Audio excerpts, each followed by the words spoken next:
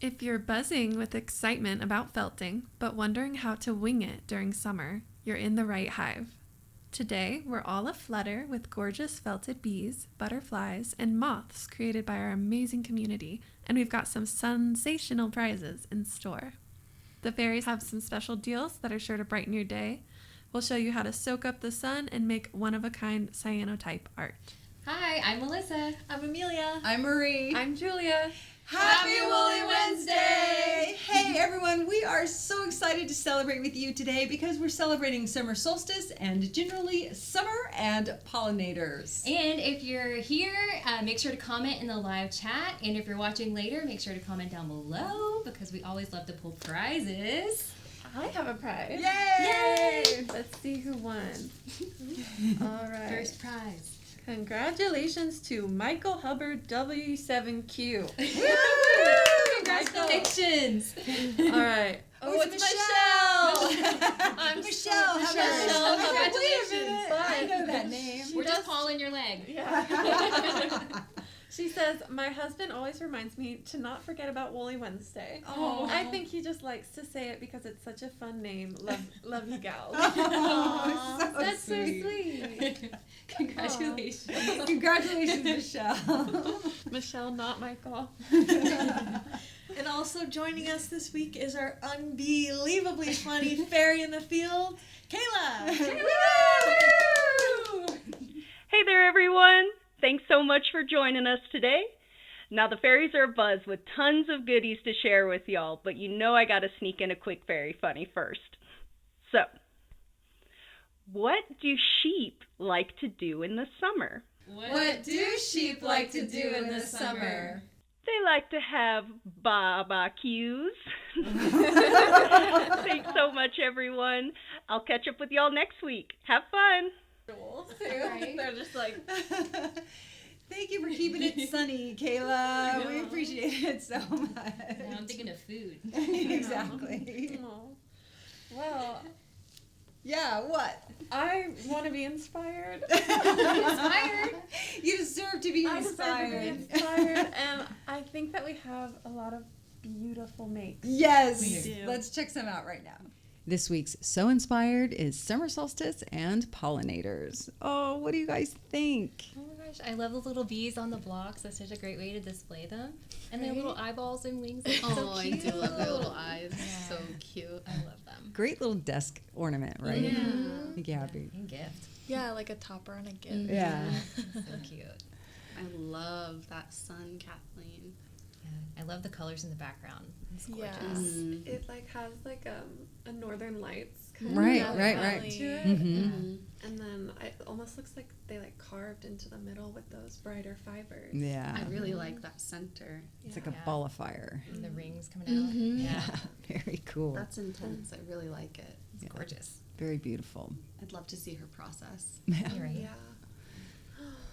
Oh my gosh. What a great little bee fairy. Right? I love her curls in her hair. So cute. Good hairdo. Your little honey pot of honey. I know. And Great. I think her wings are melted Angelino. Which I think is you're right. the Yeah. perfect use for that. Mm-hmm. Oh, I really like those. I also love that wet felted beret. Yeah. It's so precise. I love the colors too. So Yeah. cute. It Very looks like there might be like a 3D bee on the other side. I see like a wing coming Oh, out. you're right. Maybe on the front. Maybe that's like Yeah. the front display. So cute. Oh. What a sweet little bear.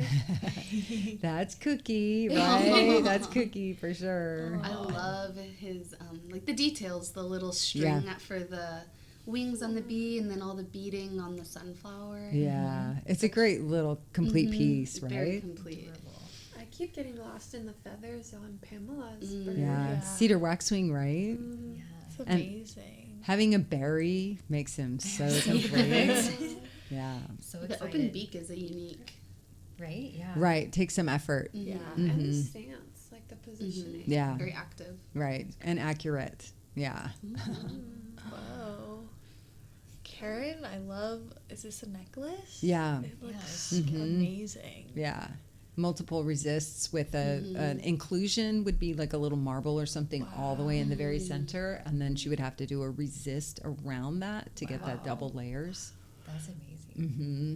Very nice. And the coloring on the bird is so great. Yeah.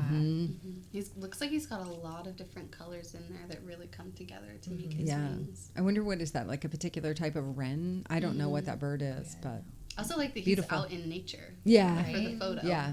Mm-hmm. Lovely. Wow.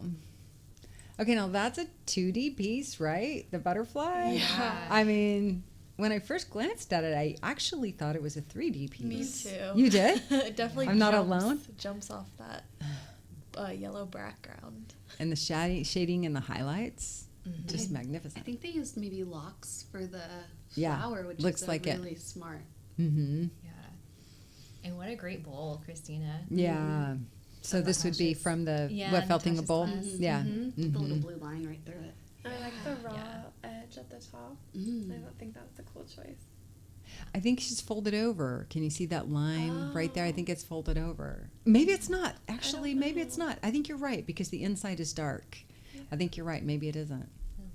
Oh my gosh. This is a cute little bat. He's so cute. That's I love him. adorable.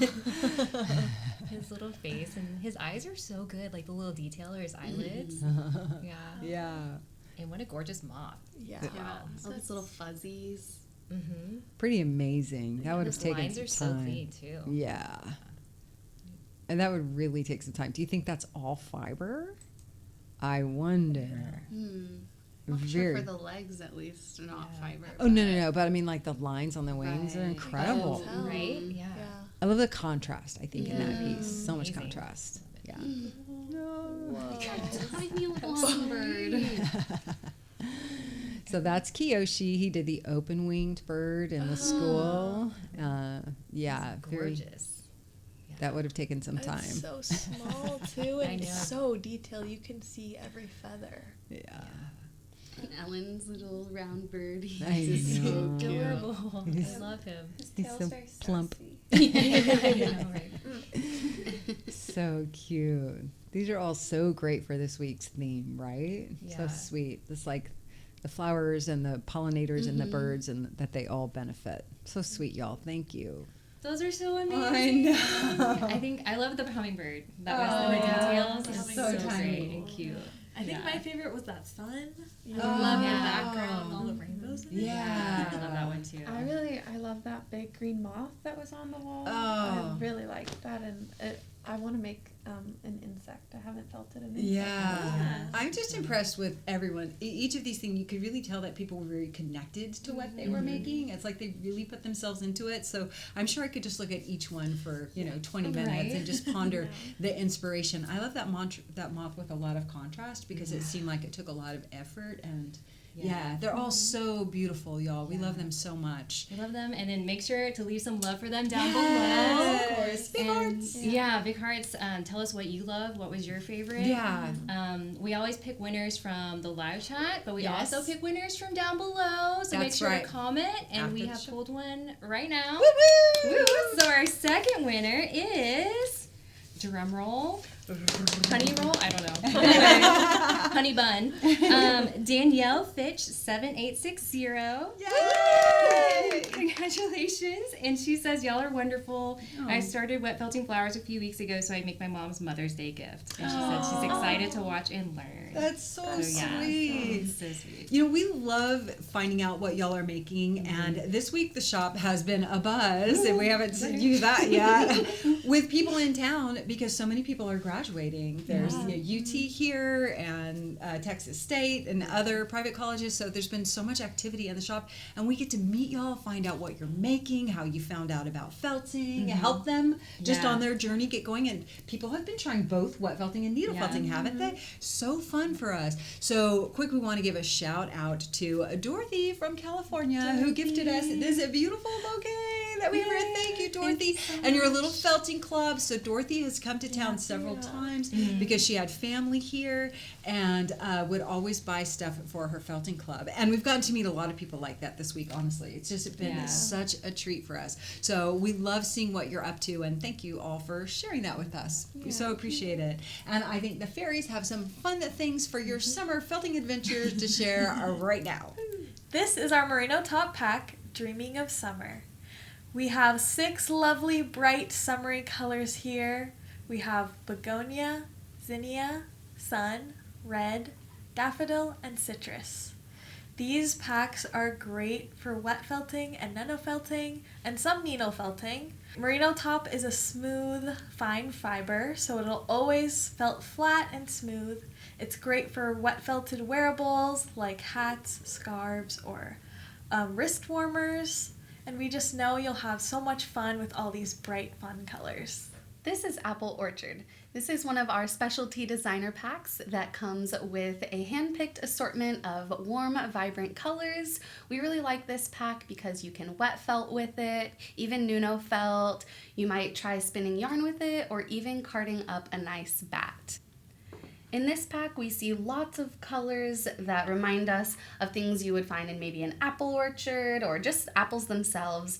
We have lots of merino top here, as well as some luster fibers, many different various kinds of luster fibers, as well as some pre-felt. We really like this pack because it's truly just inspiration in a bag, and we know it will have you buzzing. This week's love bomb is from Yvette Iris. She says, I just finished this bee doll for a friend who raises bees and sells products made from the bees' hard work at local markets. A muse for her sales displays. It was a total surprise for her. Wow. What a great gift. That's so sweet. I love those stockings and I was those thinking shoes. the same thing, yeah. I love that. If someone made me a doll that looked like this, I would be so excited. And especially if they thought of me when they were making it. And all the details are a little honeycomb necklace and like little bee in her hair, I think. Yeah, she almost has like a hive for her hair. Right. She's so fantastic. Have you noticed that, like, she's in a honeycomb? Yeah. I mean, That's it's smart. very thoughtful. She must be the queen bee, right? I'm wondering about her clothes. That must have taken a long time. It looks, honestly, her jacket and her skirt look like wet felted pieces or like piecings. So you can see the jacket almost looks like a shrug, and then there's sleeves underneath as well. That's what it looks like. But amazing. yeah, it takes Kind time. of detail. Yeah, especially to get that fit. Yeah, exactly. I like the little ruffles on her boots. She's sweet. This week's MC1 in action is from Wendy Anstill. She said, I made this death's head hawk moth for an art piece I'm entering for a local art gallery show. Lots of LivingFelt MC1 wool plus roving from a variety of other sources. It's gorgeous. I love the skull on the back is I know. so good, the detail. The sheer size of the thing is Right. impressive.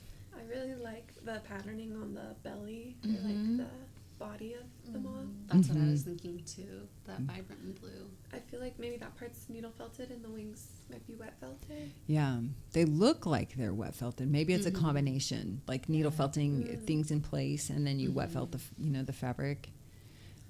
Yeah. It's amazing. Yeah, Wendy, we'd love to hear how it went. Yeah, it's beautiful. Beautiful. And there's legs under there. You can't see them, but you can see one sticking out down there. Yeah.